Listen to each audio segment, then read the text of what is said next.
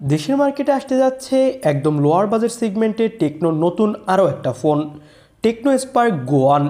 মাত্র 10,000 টাকা বাজেটের মধ্যে 120 Hz রিফ্রেশ রেট ডিসপ্লে, দুর্দান্ত ক্যামেরা কোয়ালিটি, অস্থির লেভেলের আইফোনের মতো ডিজাইনের সাথে এই ফোনটা আসতে যাচ্ছে। আজকের ভিডিওতে ফোনটা নিয়ে বিস্তারিত জানতে পারবেন। বাংলাদেশের মার্কেটে কবে কি পাবেন, দাম কত হবে এবং ওভারঅল ফোনটা কেমন, এইসব বিষয় নিয়ে বিস্তারিত কথা বলবো। চলুন শুরু করা যাক। শুরুটা করব ফোনটার লুক এবং ডিজাইন দিয়ে। ফোনটার ডিজাইন অনেকটা আইফোনের মতো, যার কারণে এই ফোনটাকে অনেকেই গরিবের আইফোন বলছে। ফোনটাতে আপনি সাইড মাউন্টেন ফিঙ্গারপ্রিন্ট সেন্সর পেয়ে যাবেন।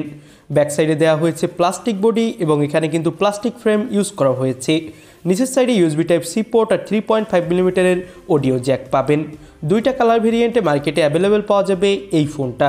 আর এই ফোনটা কিন্তু IP54 সাপোর্টেড। তো ওভারঅল যদি বলি তাহলে ফোনটার লুক, ডিজাইন, পাশাপাশি বিল্ড কোয়ালিটি এই বাজেটে আমার কাছে ভালোই মনে হয়েছে।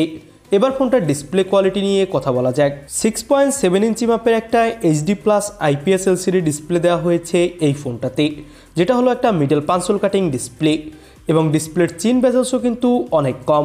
আর এর রিফ্রেশ রেট দেওয়া হয়েছে 120 Hz।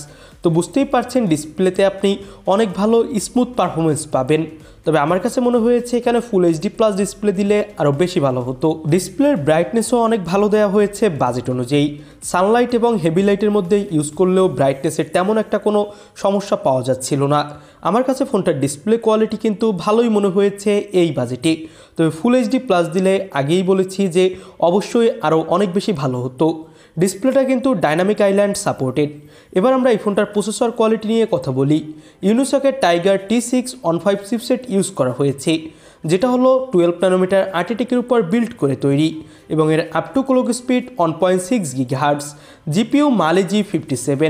ফোনটাতে আপনি পেয়ে যাবেন ডুয়েল সিম কার্ড স্লট। গেমিংয়ের কথা বলতে গেলে PUBG, free fire, call of duty, অ্যাসপল 9 এইসব ধরনের গেমগুলো এখানে আপনি খুবই হাই সেটিংসে প্লে করতে পারবেন না, যেহেতু লোয়ার বাজেট সেগমেন্টের ফোন।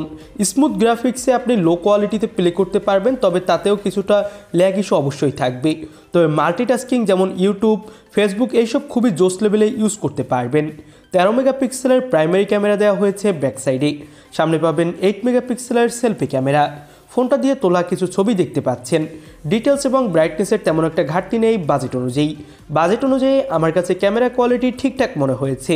এর থেকে বেশি আশাও করা যায় না টেকনোর কাছ থেকে।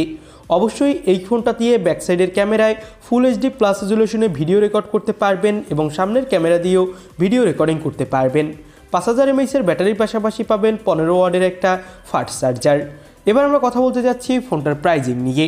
এই ফোনটার বেস ভেরিয়েন্ট 364GB, যার দাম রাখা হয়েছে 7,299 রুপি, যেটা বাংলাদেশি টাকায় কনভার্ট করলে হয় 10,410 টাকা। বাংলাদেশের মার্কেটে অবশ্যই ফোনটার দাম আর একটু বেশি হবে, ধরে রাখতে পারেন 11,000 থেকে 11,500 টাকার আশেপাশে অফিসিয়ালভাবে লঞ্চ হবে। আর বাংলাদেশের মার্কেটে কিন্তু এই ফোনটা অফিসিয়ালভাবেই আসবে। তো এই তো ছিল আজকের ভিডিও। আপনাদের কাছে ভিডিওটা কেমন লাগলো সেটা অবশ্যই আমাদের কমেন্ট বক্সে জানাবেন। নতুন কোনো ভিডিওতে আপনাদের সাথে কথা হবে। আজকের মতো আল্লাহ হাফেজ।